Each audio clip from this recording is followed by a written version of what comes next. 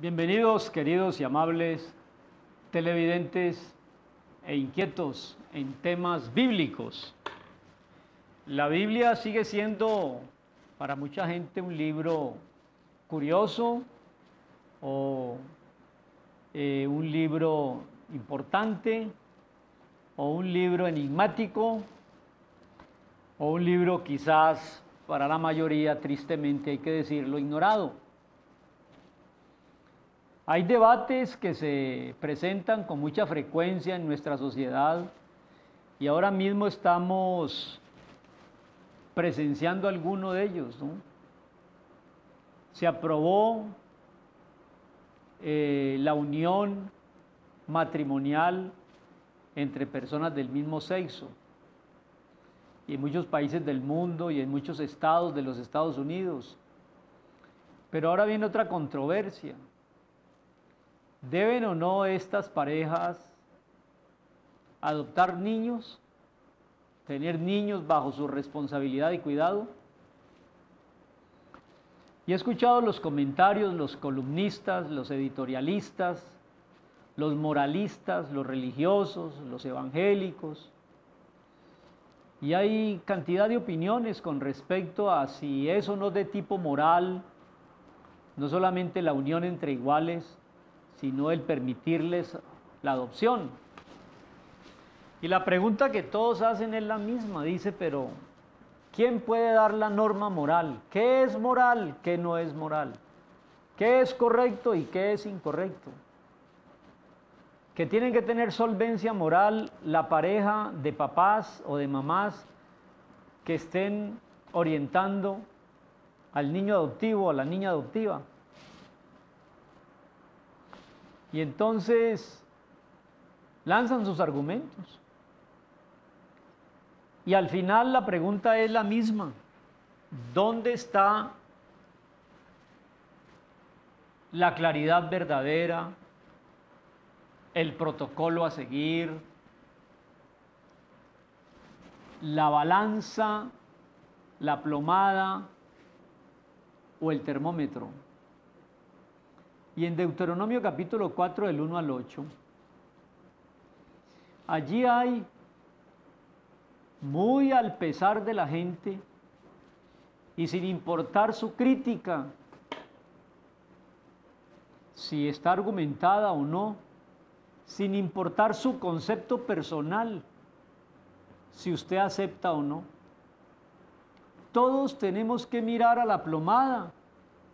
Todos tenemos que mirar el protocolo divino. Todos tenemos que mirar la palabra eterna.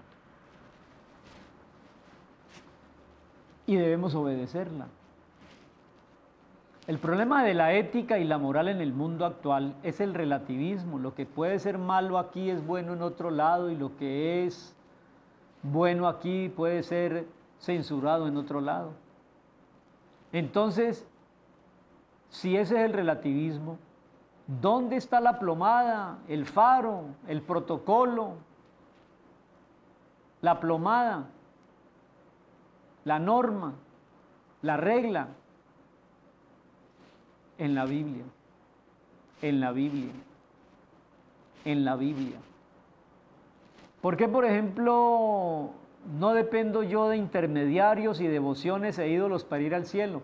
Porque en la Biblia no está contemplado ningún camino que no sea Jesús. ¿Por qué tenemos una posición contraria a la que aprueba la sociedad con respecto a la unión entre iguales? Porque la Biblia, que es la palabra de Dios, no lo admite. ¿Por qué predicamos los valores y la fidelidad y la honestidad cuando la infidelidad está a la orden del día? Porque la Biblia nos exhorta a la fidelidad, a la honradez, al dar, al perdonar, al amar. En Deuteronomio capítulo 4 del 1 al 8 está muy claro, dice: ahora pues, oh Israel, oye los estatutos, los decretos que yo te enseño. ¿Para qué? Para que los ejecutes y vivas. Amable, visitante y televidente, la palabra de Dios es para que la ejecutemos y podamos tener una vida grata y abundante, una vida de principios, ética y moral, de acuerdo a lo que Dios dice, no a lo que dice usted o lo que dice el estado de Carolina o lo que dice el país en Dinamarca o lo que dice la moda. Tristeza. Estas alturas del partido en la historia humana, depender nosotros de la moda o de lo que digan las mayorías. Vox populi, vox Dei. Pues no, la voz del pueblo no es la voz de Dios, eso es de la democracia. Pero aquí en la Biblia tenemos que ser teocráticos, lo que diga Dios es lo que hay que hacer. Aquí están pues mis estatutos y decretos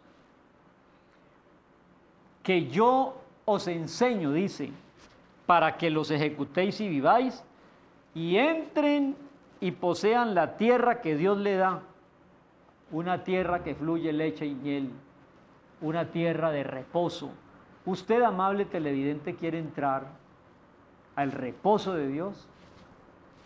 Conozca y guarde los estatutos de Dios. Versículo 2, qué lindo. No añada a la palabra que yo le mando, dice Dios, ni le quite de ella, para que guarde los mandamientos de nuestro Dios que yo le ordeno. Lo hemos dicho muchas veces, lo voy a decir una vez más. Dios dio decretos, Dios nos dio estatutos y Dios nos dio mandamientos. Él no nos dio sugerencias, Él no nos pidió la opinión. Porque si Dios no es el que establece los decretos y los mandamientos, entonces todos tenemos razón. Entonces el matrimonio entre iguales, la adopción, la infidelidad.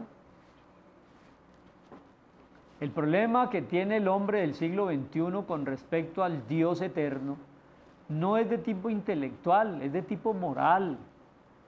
Queremos hacer lo que nos viene en gana en nuestra vida personal, en nuestra vida moral, en nuestra vida matrimonial. Y si somos jóvenes o son jóvenes, creen que tienen licencia, el 007, licencia para pecar. Entonces, lo más conveniente es negar a Dios. Y si Dios no existe, todo vale. No le quite a la palabra ni le añada. Vuestros ojos vieron lo que Dios hizo. Entonces, ¿cómo los que se oponen a Dios los destruyen? Mas vosotros que seguisteis a Dios, todos tenemos la garantía de una vida abundante. Mire, yo os he enseñado estatutos y decretos como Dios me mandó, para que hagáis así en medio de la tierra a la cual entráis a tomar posesión de ella, le dice a los israelitas. Y en el verso 6, guardadlos pues y ponedlos por obra, porque esta es vuestra sabiduría y vuestra inteligencia ante los ojos de todo el mundo, los cuales oirán estos estatutos y dirán, ciertamente pueblo sabio y entendido, aquel pueblo que oye y cumple los decretos de Dios. Bueno, ¿cuál es la sabiduría y la inteligencia? Muy sencillo. La sabiduría y la inteligencia es conocer el mensaje de la palabra de Dios y obedecerlo, y guardarlo, y cumplirlo. No es su capricho ni es mi capricho. Dios estableció, por ejemplo, la unión entre un hombre y una mujer. Él no le pidió opiniones a usted ni me pidió opiniones a mí. Él estableció que así debe ser constituida la familia. Pero claro, el hombre del siglo XXI le ha quitado esos decretos y mandamientos y ha puesto los suyos. No porque todos lo hagan es bueno y tampoco porque todos lo critiquen es malo. No, señor. que porque todo el pueblo lo hace, es la voz de Dios, pues no es la voz de Dios. Y aquí nos exhorta, pueblo sabio e inteligente es aquel que oye los principios de Dios en la Biblia, los guarda, los cumple sin quitarle ni ponerle absolutamente nada. Amables televidentes, ¿quiere ser usted sabio e inteligente? Venga, conozca al Dios de la Escritura y obedézcale. Porque ¿qué nación grande hay que tenga dioses tan cercanos como los que tiene Israel en su Dios, que oye y responde? ¿Y qué nación grande hay que tenga estatutos y juicios justos como es toda esta ley, dice Moisés, que yo pongo hoy delante de ustedes? La obediencia a la palabra es la más sabia y la más preciosa decisión suya y mía. Lo invito, no ponga sus condiciones. Todos queremos ir al cielo, pero poniendo nuestras condiciones. Todos queremos ser salvos, pero poniendo nuestras condiciones. Yo le quiero decir, vaya al cielo y las condiciones están en la Biblia.